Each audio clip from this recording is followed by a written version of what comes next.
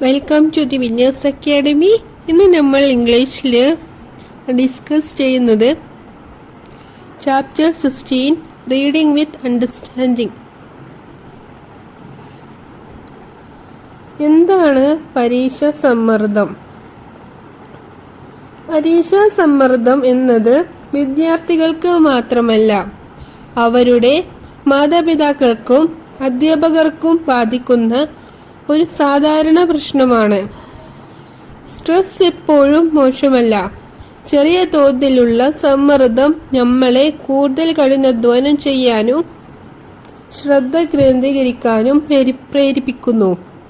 ഇത് ശരീരത്തിന്റെ സ്വാഭാവിക പ്രതികരണമാണ്. എന്നാൽ അമിത സമ്മർദ്ദം ഉത്കണ്ഠം, ഭയം, മോശം പ്രകടനം എന്നിവർക്ക് കാരണമാകുന്നു. അമിത ഉത്കണ്ഠം പരീക്ഷ സമയത്ത് മാനസിക തടസ്സം ഉണ്ടാകും. അതായത് നമ്മൾ പഠിച്ചതെന്തെല്ലാം മറന്നുപോകും. പരീക്ഷ സമ്മർദ്ദത്തിന്റെ പ്രധാന കാരണങ്ങൾ: വ്യക്തിത്വം പ്രതിസന്ധി. ഞാൻ ആരാണ്, എന്താണ് ആകാൻ പോകുന്നത് എന്ന ആശയക്കുഴപ്പം. സുഹൃത്തുക്കളുടെ സമ്മർദ്ദം, മറ്റുള്ളവരുമായി താരതമ്യം ചെയ്യൽ.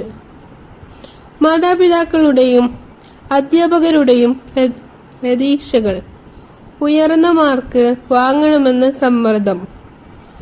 കരിയർ സംബന്ധമായ തീരുമാനങ്ങൾ, ഏത് കോഴ്സ് തിരഞ്ഞെടുക്കണം എന്ന ആശങ്ക. മാതാപിതാക്കൾക്കുമായിട്ടുള്ള ആശയവിനിമയത്തെക്കുറിച്ച് മനസ്സിലുള്ളത് തുറന്നു പറയാൻ കഴിയാത്തത്. അസന്തുലിത ജീവിതശൈലി. അമിതമായി TV കാണുക, കൊഴുപ്പുള്ള ഭക്ഷണം കഴിക്കുക, ഉറക്കക്കുറവ്. ഇതെല്ലാം ഓർമ്മശക്തിയെയും ഏകാഗ്രതയെയും ദുർബലമാക്കുന്നു.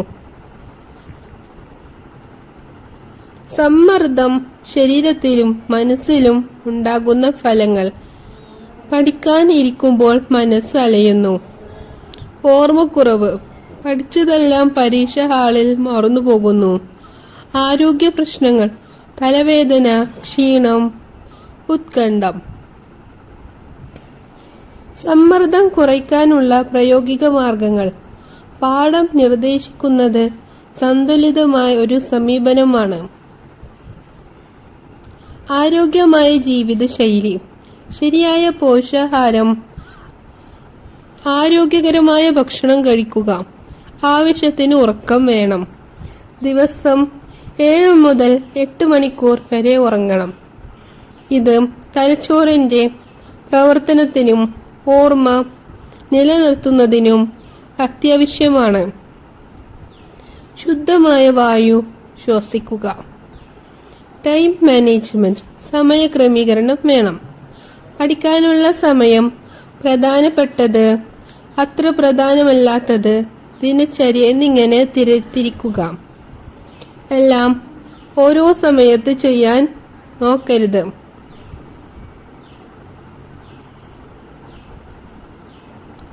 നടത്തം, ജോക്കിംഗ്, സൈക്കിൾ ചവിട്ടൽ ഇത് ഉത്കണ്ഠം കുറയ്ക്കുകയും ഉറക്കം മെച്ചപ്പെടുത്തുകയും ചെയ്യുന്നു.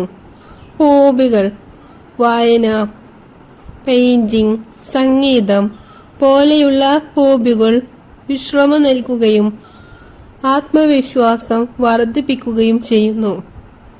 ഏറ്റവും പ്രധാനം പോസിറ്റീവ് ചിന്തയാണ് നല്ലത്.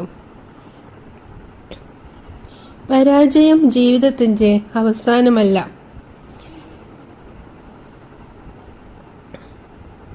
പരീക്ഷകളെ ഭീഷണിയായി കാണാതെ വളരാനും പഠിക്കാനുള്ള അവസരവുമായി കാണുക. ഈ പാഠം നമ്മോട് പറയുന്നത് ആരോഗ്യകരമായ ശീലങ്ങൾ സ്വീകരിക്കുക, സമയം കൈകാര്യം ചെയ്യുക, പോസിറ്റീവ് ആയിരിക്കുക, ഹോബികൾ നിലനിർത്തുക എന്നതാണ് ഈ പാഠത്തിൽ പറയുന്നത്. ഇതെല്ലാം ചെയ്താൽ വിദ്യാർത്ഥികൾക്ക് സമ്മർദ്ദത്തെ അതിജീവിച്ച് ആത്മവിശ്വാസത്തോടെ പരീക്ഷ എഴുതാൻ കഴിയും. ചുരുക്കത്തിൽ പറഞ്ഞാൽ സമ്മർദ്ദം കൈകാര്യം ചെയ്യാൻ പഠിക്കുക, അതിന് അടിമപ്പെടുത്തരുത് എന്നതാണ് ഈ പാഠത്തിൽ പറയുന്നത്.